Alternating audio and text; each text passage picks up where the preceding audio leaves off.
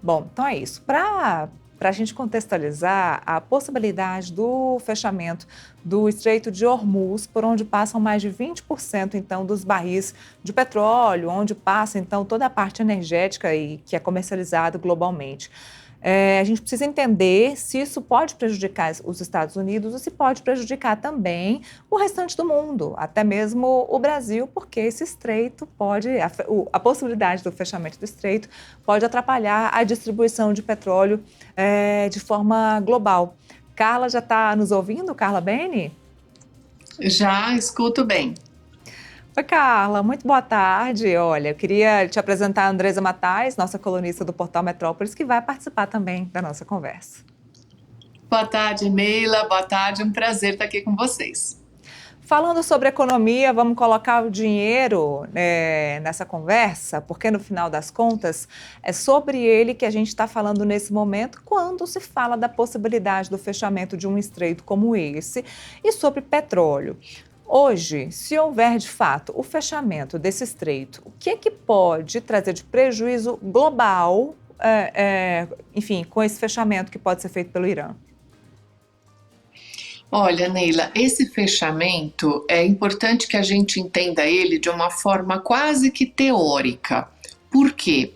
Porque, primeiro, o Irã não é dono, né, do Estreito de Hormuz. Ele tem sim uma proximidade maior com um canal onde passam os petroleiros, e outro canal, são dois, um de ida e outro de volta. O de volta é praticamente controlado por Omã. Só que todo o petróleo que sai ali da Arábia Saudita tem que passar por esse estreito.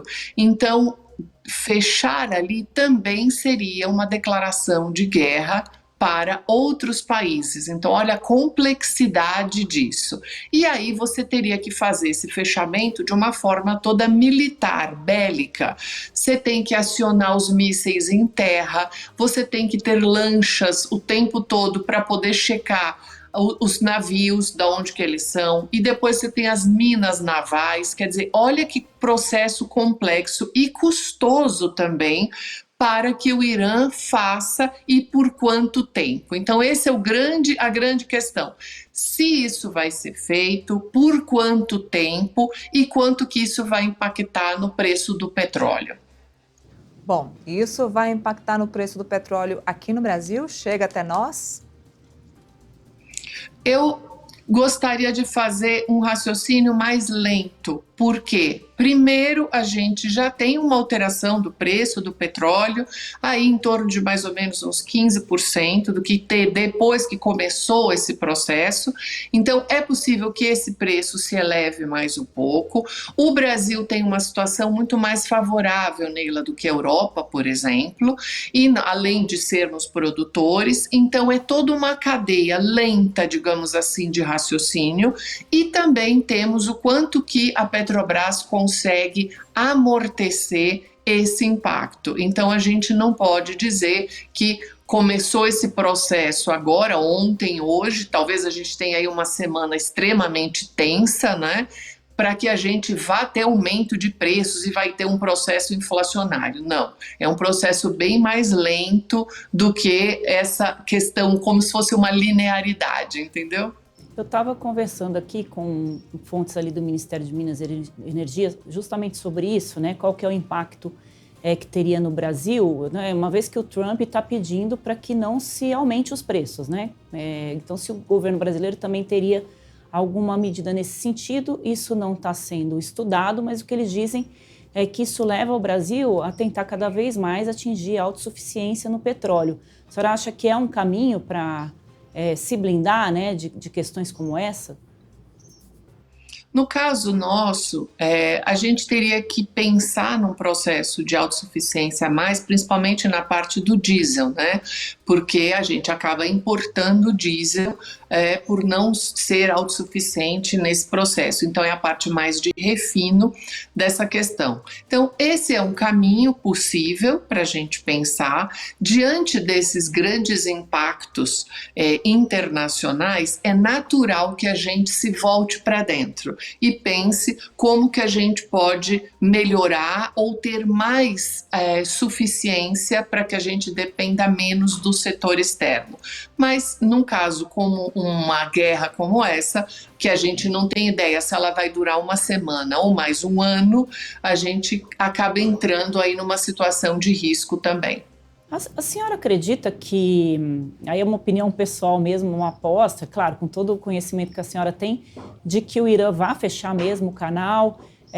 Ele tem o apoio do Congresso, como se eles precisassem, né, de apoio do Congresso para tomar alguma decisão dessa, mas os vizinhos ali, sai todo mundo prejudicado. Então, qual que é a aposta da senhora? Olha, o Irã já fez essa, digamos assim, essa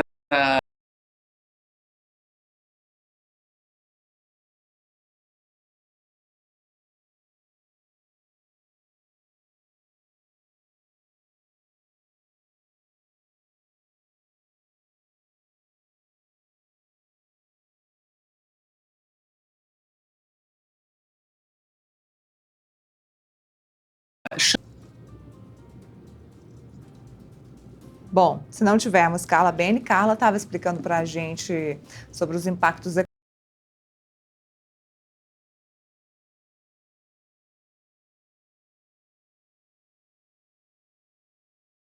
econômicos. Perdemos a Carla, então. Pessoal, Neila. me avisa? Oi, voltei aqui. Oi. Eu só ia ressaltar, né, que a gente está perdendo algumas conexões porque a gente já foi para o Catar, para os Estados Unidos, e a Carla está onde? Olha, eu tô no interior de São Paulo e o vendaval aqui tá tanto que eu até nem sei se a conexão é por minha causa ou a causa de vocês, mas aqui tá um vendaval enorme, desculpem, não sei de onde que veio a falha de conexão, mas estamos aqui de volta. Então, vamos lá, se quiser refazer a questão, fique à vontade. Bom, a Andresa estava perguntando sobre, na sua experiência e em tudo que a gente está vendo neste momento, se existe mesmo essa possibilidade do fechamento do Estreito de Hormuz, ou se é mesmo só uma chantagem ou uma ameaça. O Irã já fez essa ameaça outras vezes, acabou não concretizando. E como eu falei antes, Andresa, eu acho que você conseguir fechar o estreito de uma forma onde você acabe prejudicando muito os outros países, eu acho que essa é uma outra problemática, isso se amplia muito, então eu acho que é mais uma ameaça do que efetivamente algo que você consiga realizar. Agora, se eu não me engano, a última informação que eu tive é que o Catar acabou de fechar o seu espaço aéreo, então repare que você vai começar a ter outros movimentos e outras repercussões diante da ameaça. Então a ameaça e a chantagem, ela acaba acontecendo, você pode até eventualmente ter o bombardeio de alguns petroleiros ali e isso gere um recuo, mas conseguir de fato fechar o estreito é uma operação muito complexa e custosa também.